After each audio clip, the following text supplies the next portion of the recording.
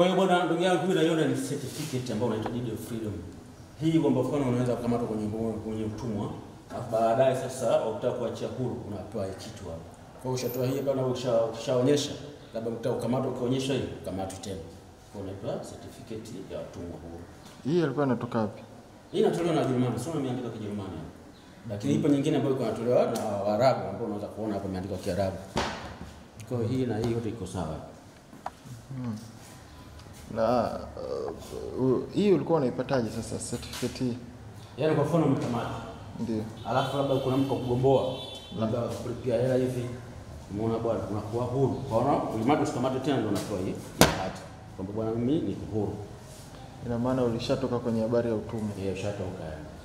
Lakini ulishatumikia.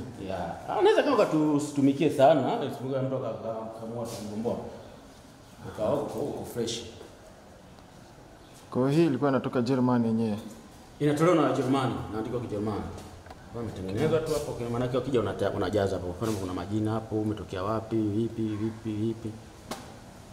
Kwa hiyo hii ndio mfano wake halisi kabisa. Halisi kabisa. Na hapa tunamwona Baba Mtakatifu.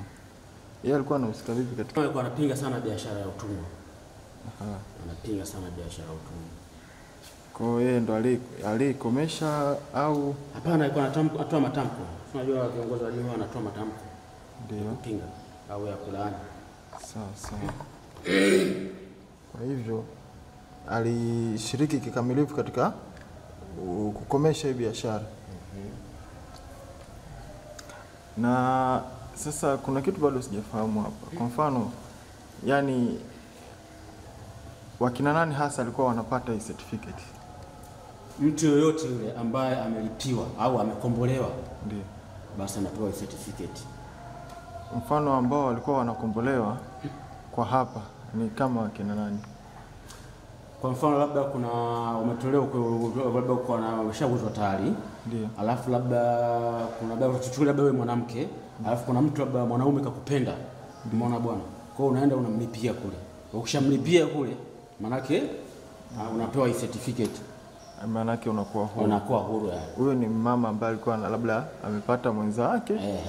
Au hata wewe mwanaume, umeona bwana, labda unakuwa unafanyishwa kazi, lakini mtu akaja akakuonea huruma, akaja bwana yeye akakugomboa, akakulipia. Basi unapewa certificate kwamba bwana huyu sasa hivi yuko huru.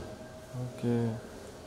Kwa hiyo kwa njia za kukombolewa ni mbili ama ni moja, hususan hii ambayo ilikuwa tunaiangalia kwamba kama ni mwenza amepatikana wewe ni mwenza au umeonewa huruma kwamba umechoka sana. Ndio. Okay.